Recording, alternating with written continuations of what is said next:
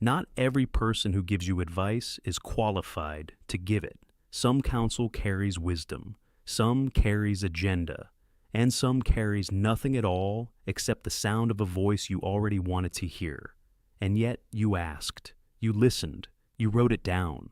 You changed the direction of your marriage, your money, or your calling because of one conversation, and you never once stopped to ask whether the person sitting across from you had any business speaking into it.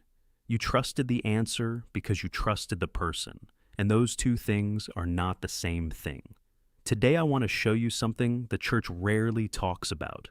We are going to talk about 5 people you should never ask for advice, and why who you ask matters just as much as what you ask. Some of these 5 will be uncomfortable because they are not strangers. They are people you love. They are people already seated at your table, and some of them have prayed for you by name. But by the end of this, you will know how to tell the difference between counsel that comes from God and counsel that only sounds like it does.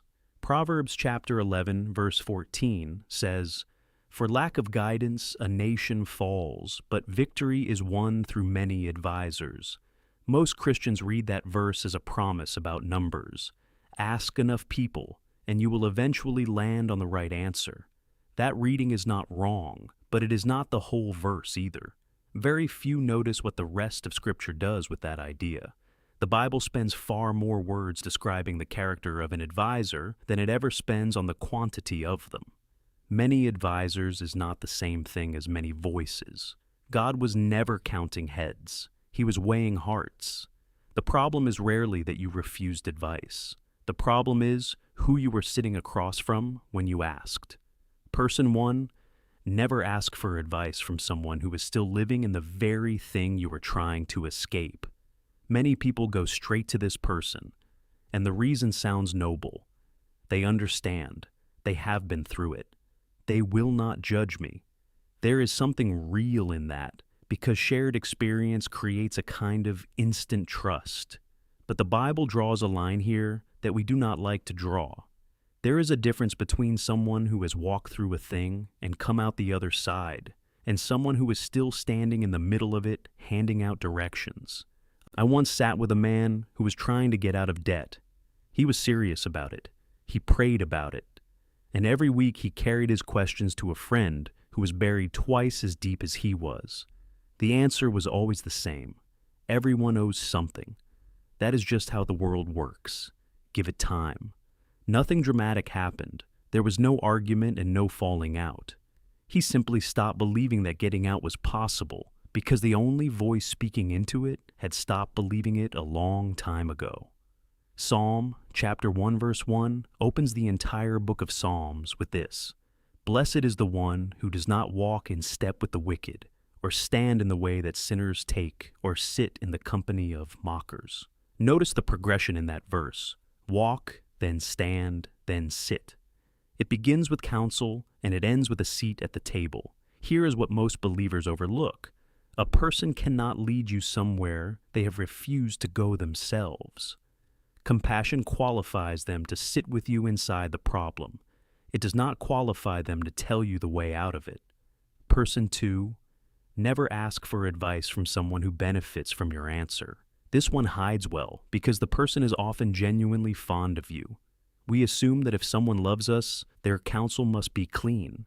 But love and interest are not the same thing. A person can want good things for you in general, and still, without ever admitting it to himself, steer you toward the outcome that costs him the least.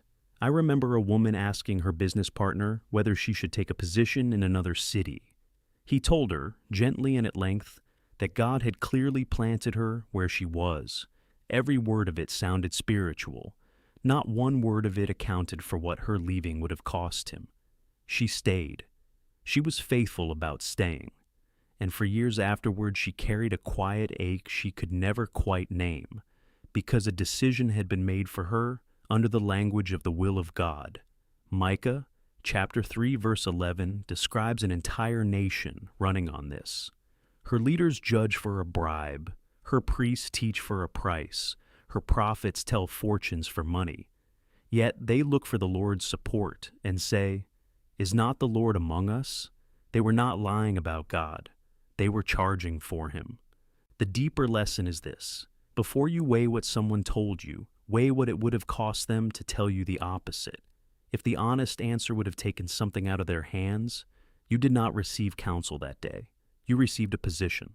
Person 3, never ask for advice from someone who has never once told you something you did not want to hear. We call these people supportive. We call them positive.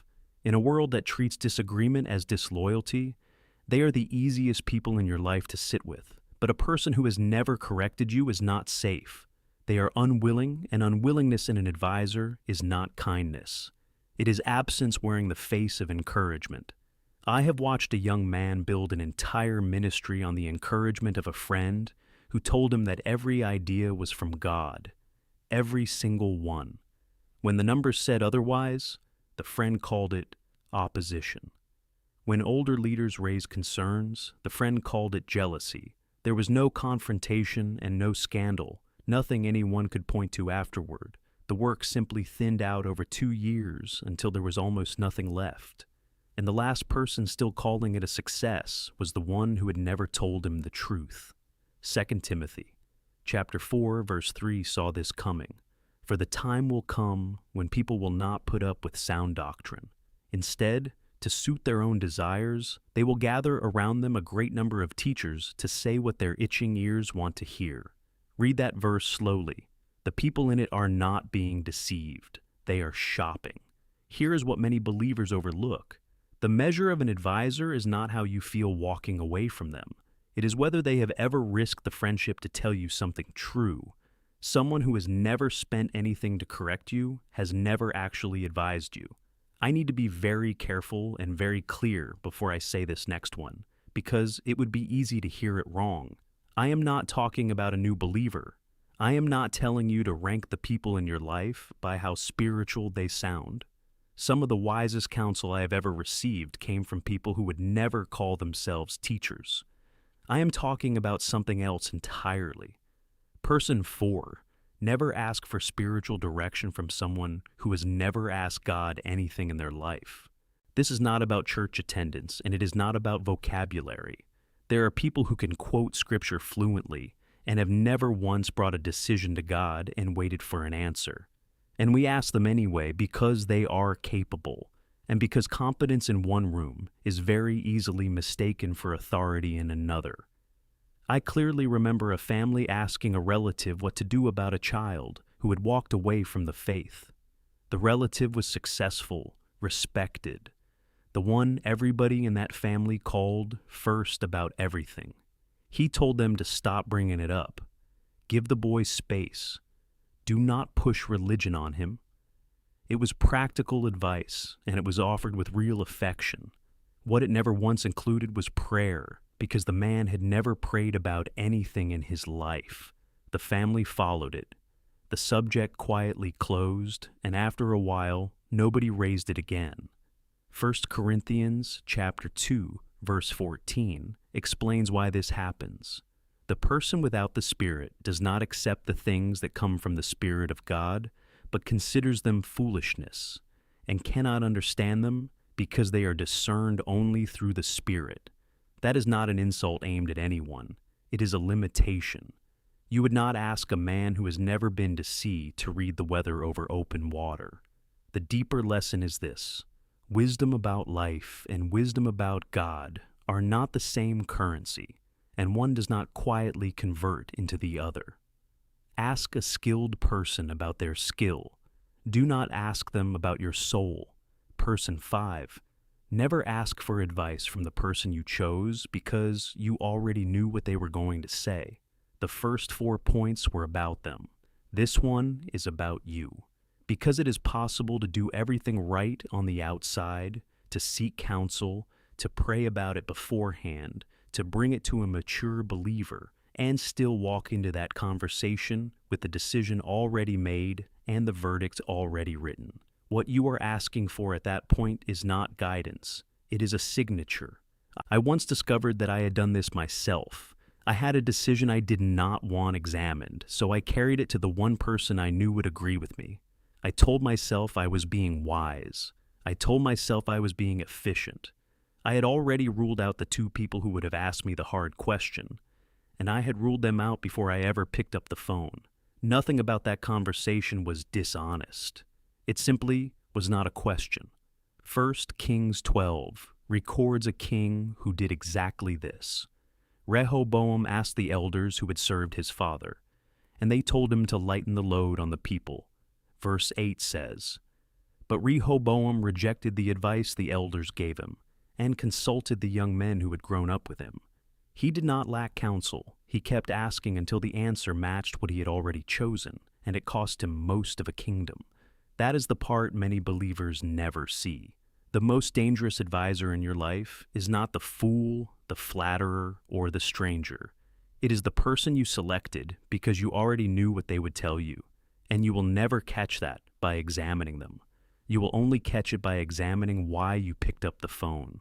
I want to say something important before we close.